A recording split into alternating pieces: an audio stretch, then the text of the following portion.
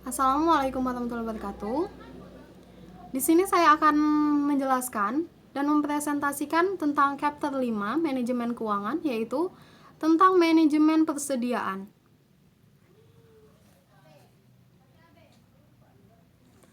Ya, kami dari kelompok 5 yaitu saya sendiri Nuraina Pujastuti dan Fitri Mariani. Pokok-pokok pembahasan manajemen persediaan yaitu A. Pengertian manajemen persediaan, B. Jenis-jenis persediaan, C. Perputaran persediaan, dan juga D. Jenis-jenis biaya dalam persediaan, E. Just in time.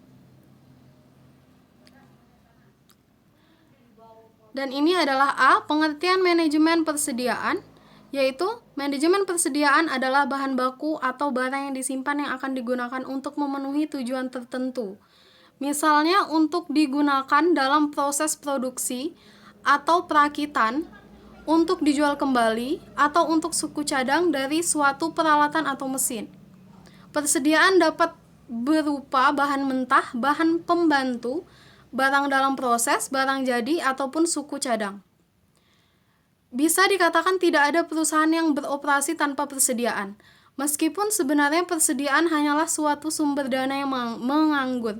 Karena sebelum persediaan digunakan, berarti dana yang terikat di dalamnya tidak dapat digunakan untuk keperluan yang lain. Persediaan merupakan sejumlah barang atau bahan yang disediakan oleh perusahaan, baik berupa barang jadi, bahan mentah maupun barang dalam proses yang disediakan untuk menjaga kelancaran operasi perusahaan guna memenuhi permintaan konsumen setiap waktu.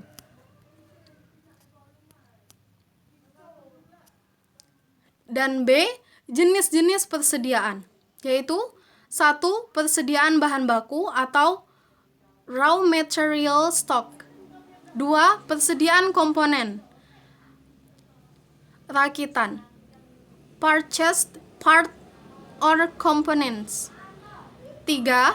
Persediaan bahan pembantu atau penolong, yaitu supply stock. 4.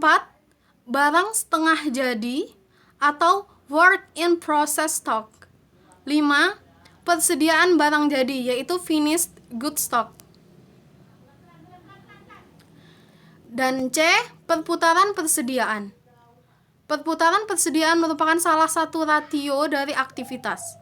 Untuk memperoleh perputaran dari persediaan didapat dengan jalan membagi harga pokok penjualan dengan persediaan rata-rata, yaitu sebagai berikut.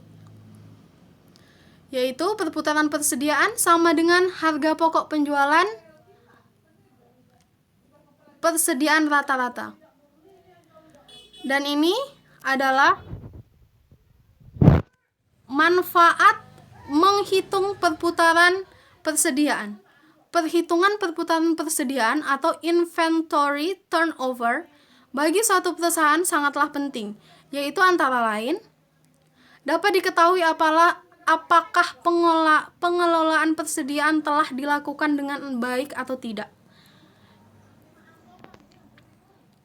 Dapat diketahui kecepatan dari pergantian persediaan, di mana semakin tinggi pergantian persediaan, maka semakin tinggi biaya yang dapat dihemat sehingga laba perusahaan naik.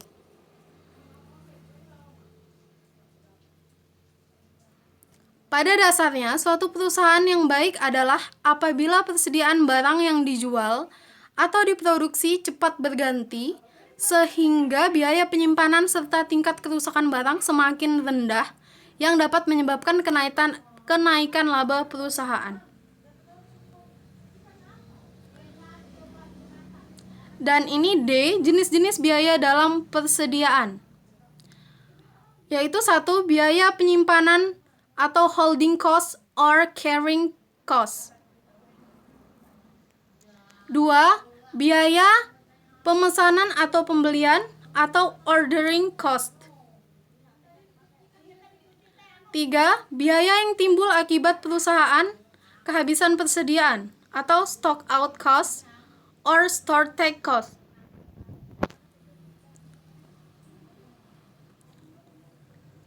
Yaitu E. Just in time.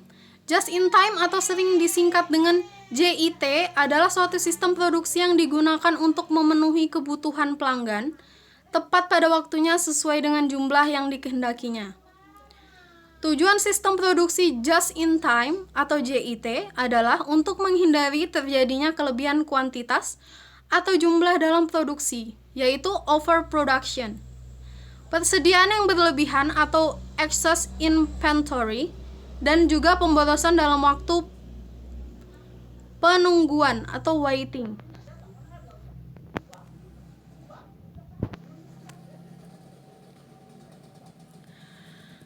Jadi, sistem produksi just in time atau JIT dalam bahasa Indonesia sering disebut dengan sistem produksi tepat waktu.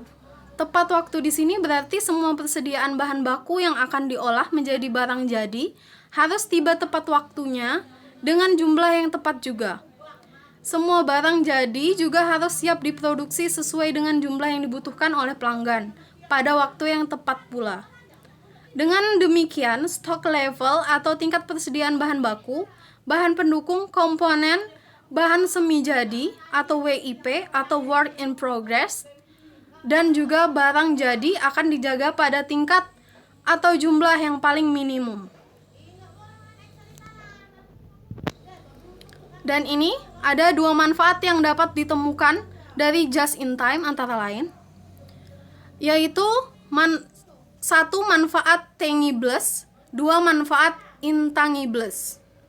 Yang satu manfaat tangibles ada turnover pembelian bahan baku atau suku cadang bertambah, ketepatan pengiriman meningkat, lead time pengiriman berkurang, pengerjaan ekspedisi berkurang, waktu implementasi perubahan-perubahan oleh pemasok berkurang. Dan yang kedua, manfaat intangibles, yaitu jadwal produksi yang lebih baik, mengurangi keperluan untuk menginspeksi barang-barang yang masuk, memperbaiki produktivitas, memperbaiki kualitas produk, berhasil mendorong pemasok memenuhi kualitas yang diperlukan. Dan sekian dan terima kasih. Assalamualaikum warahmatullahi wabarakatuh.